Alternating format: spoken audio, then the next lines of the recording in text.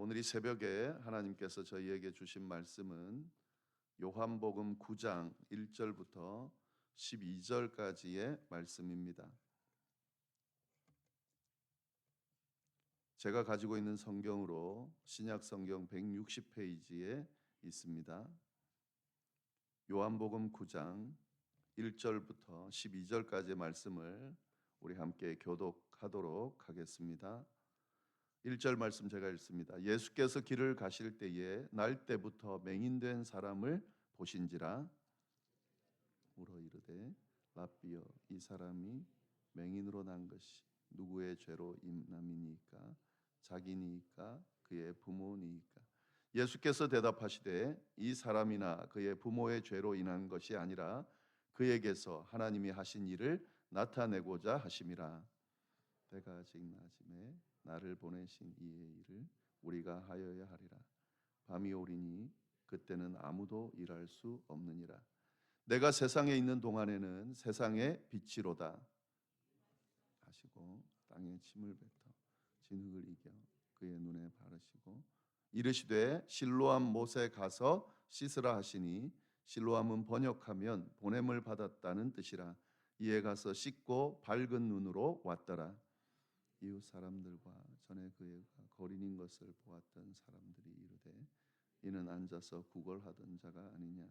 어떤 사람은 그 사람이라 하며 어떤 사람은 아니라 그와 비슷하다 하거늘 자기 말은 내가 그라 하니 그들이 묻되 그러면 내 눈이 어떻게 떠졌느냐. 대답하되 예수라 하는 그 사람이 진흙을 이겨 내 눈에 바르고 나더러 실로암에 가서 씻으라 하기에 가서 씻었더니 보게 되었노라. 그들이 이르되 그가 어디 있느냐. 이르되 알지 못하노라 하니라. 아멘. 네, 오늘 본문 요한복음 9장 1절부터 12절까지의 말씀의 내용은 예수님께서 나면서부터 눈이 먼 그런 환자를 고치는 그런 사건의 내용입니다. 네, 1절 말씀 먼저 보시면은요. 예수께서 길을 가실 때에 날 때부터 맹인된 사람을 보신지라. 예수님께서 이렇게 제자들과 함께 길을 가다가 날 때부터 보지 못하는 시력을 가지고 있지 못한 이른 한 사람을 만나게 됐다 하는 거죠. 그때 제자들이 예수님께 질문을 했습니다. 날 때부터 보지 못하는 이를 보면서 질문을 했는데 그 질문의 내용이 2절입니다. 2절에 보면은 제자들이 물어 이르되 랍비여 이 사람이 맹인으로 난 것이 누구의 죄로 인함이니까 자기니까 그의 부모니까. 그 날 때부터 보지 못하는 이 시각 장애인을 보고 제자들이 뭐라고 예수님께 질문했냐면 이 사람이 이렇게 이렇게 날 때부터 시각 장애인인 보지 못하는 것이 누구의 죄 때문이냐라는 질문을 했습니다. 그러면서 그 질문 그 누구의 죄냐라고 할 때에 자기의 죄 때문입니까? 아니면 부모의 죄 때문입니까? 이렇게 질문을 하고 있습니다. 이 질문 자체가 좀 이상하죠.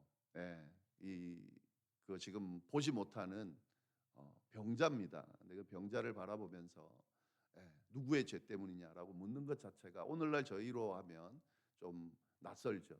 그런데 이 당시에는 특히 유대인들은요, 이 질문은 굉장히 그냥 익숙한 그냥 흔한 질문일 수 있습니다. 우리가 보기에는 야 무슨 이런 질문을 하는가 이렇게 생각하면서 볼 수 있지만 사실은 이 당시 분위기 또 유대인들에게 있어서는 이렇게 질문하는 것이 이상하지 않은 그런 질문입니다. 왜냐하면 이 당시 사람들은 또 유대인들은 이 병에 걸린 사람들 이 사람들이 죄 때문이다라고 그렇게 생각을 했습니다. 특히 부모의 죄 때문이거나 아니면 자신의 죄 때문이거나라고 생각을 했습니다. 근데 이게 이제 그냥 막 그렇게 생각한 게 아니라요. 율법의 기준에서 하나님의 말씀의 기준에서 그렇게 생각을 했습니다. 이 부모의 죄 때문이다라고 생각하는 것은 왜 그렇게 생각했냐면 출애굽기 20장 5절에 보면 이런 말씀이 있습니다. 하나님께서 말씀하셨는데 아버지로부터 아들에게로까지 3, 4대까지 죄를 갚겠다. 그러니까 누군가 죄를 지으면 그 죄가 내 대에 끝나는 게 아니라 아들에게서 또 그 자손에게까지 3, 4대까지 죄를 갚으실 거다라는 율법의 말씀이 있습니다. 그래서 이 율법의 말씀을 가지고 그렇게 유대인들이 해석을 하기 시작한 거죠. 그래서 죄를 갚는다는 그 어떤 죄의 결과물로 이 아픈 거를 보게 된 거죠. 그러니까 아픈 사람들을 보면서 그렇게 생각하는 거예요. 부모의 죄 때문이거나 아니면 조상의 죄 때문이거나 그렇게 생각을 했기 때문에 그 이야기를 지금 근거로 이야기를 하고 있는 거죠. 혹시 부모의 죄 때문은 아닙니까? 라고 이야기하고 있는 겁니다. 그러면 또 다른 질문을 했죠. 자기의 죄 때문입니까라고 질문한 건 뭐에 근거한 거냐? 이것도 말씀에 나오는 걸 근거로 하는데요. 예레미야 31장 29절부터 30절까지의 말씀을 보면 어떤 내용이 나오냐면 아버지가 신 포도를 먹었다고 해서 아들의 이가 신 것은 아니다. 그렇듯이 누구나 자기의 죄값은 자기가 갚게 돼 있다 하는 말씀이 있습니다. 그러니까 이걸 해석하면서 이 부모의 죄가 자녀에게 후손에게 그렇게 이어지는 것은 아니다라고 하는 그런 근거죠. 그래서 이 병에 걸린 것은 자기의 죄 때문이다라고 하는 그런 해석도 있었습니다. 근데 이 두 가지가 같이 공존했습니다. 그래서 어떤 경우는 부모의 죄 때문이고 어떤 경우는 자기의 죄 때문이다라고 그렇게 생각을 하고 그 아픈 사람들은 아예 그렇게 터부시하는 그런 분위기가 있었고요. 그러니까 제자들은 뭐 딱히 뭐 크게 잘못을 하는 질문을 하는 건 아니죠. 그냥 일반적으로 그 당시 분위기에서 유대인들이 하는 질문을 예수님께 하고 있는 거죠. 그러면 예수님은 어떻게 생각하시는가? 그 내용이 이제 오늘 본문에 나오죠. 예수님께서 그에 대해서 이 제자들의 질문에 대해서 대답을 해 주십니다. 3절 말씀 보시면은 예수께서 대답하시되 이 사람이나 그의 부모의 죄로 인한 것이 아니라 그에게서 하나님이 하시는 일을 나타내고자 하십니다. 예수님이 바라보는 이 시각장애인 날 때부터 시각장애인인 이 환자를 바라보는 병자를 바라보는 예수님의 시선은 어떤 시선입니까? 누구의 죄 때문도 아니다. 도리어 이 사람을 통해서 하나님의 일을 나타낼 수 있다라고 그렇게 보고 계신다는 거죠. 그럼 예수님은 이 율법에 근거한 이 유대인들과 그 당시 분위기의 이런 해석을 그럼 완전히 거부하는 거냐? 그리고 지금 나타나는 이런 어떤 죄가 그 병이 죄로 인해서 주어지는 것은 아니다라고 그러면 전부 아니다라고 생각하느냐? 그렇게 말할 수는 없습니다. 지금 예수님이 그 아들의 그 자신의 죄도 아니고 부모의 죄도 아니다라고 이야기할 때에 이 병에 걸렸다는 것은 누구의 죄 때문도 아니다라고 말하는 것은 사실은 아니에요. 왜냐하면 그럴 수도 있거든요.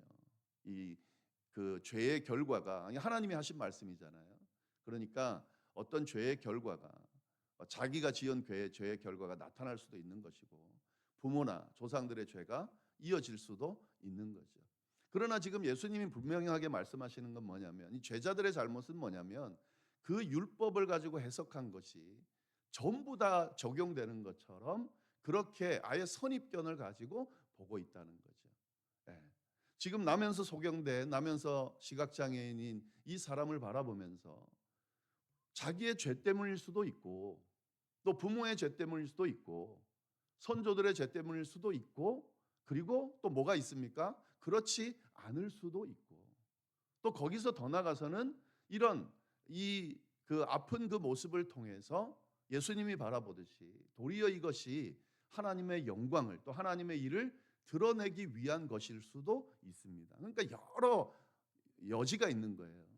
근데 이 제자들은 그 여러 여지들을 전혀 생각하지 않고 무조건 아프면 병 걸리면 죄 때문이야. 이걸 딱 결론 지어 놓고 여기 제자들이 하는 이야기를 보면 단정해서 이야기하고 있다는 거죠. 아예 자기의 생각이나 시선을 가지고 그냥 그거를 이거다라고 바라보면서 평가하고 있다는 거죠. 그러니까 이 제자들의 이야기가 결국에는 잘못된 거죠. 예수님은 혹 그럴 수도 있지만, 그 죄로 인해서 이런 결과가 나올 수도 있지만, 지금 이 경우는 그게 아니다라고 하는 사실을 분명하게 바라보셨고, 그리고 선포하고 계시다는 거죠. 그리고 도리어 그 현상, 이 율법의 근거에서 이건 뭐냐, 이걸 지금 이야기하는 것이 아니라, 이 사람의 이 어떻든 이렇게 병에 걸려서 날 때부터 보지 못했다는 건 너무 안타깝잖아요. 그러나 이 일을 통해서 이것이 부정적으로 결론 지어지는 것이 아니라 긍정적으로 도리어 당신이 하시는 일을, 또 하나님이 하시는 일을 드러낼 수 있는 긍정적인 요소가 있음을 보면서 이 병자를 바라보고 있다 하는 거죠. 완전히 다르죠.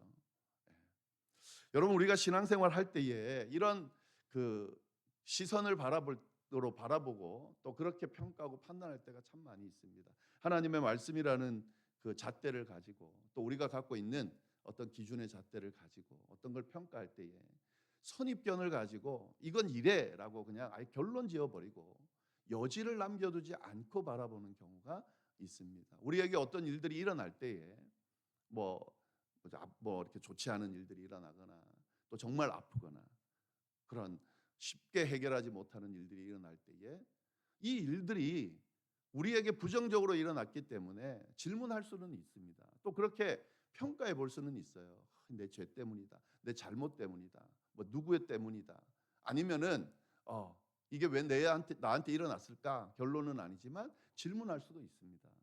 그러나 여러분, 그것을 바라보는 시선이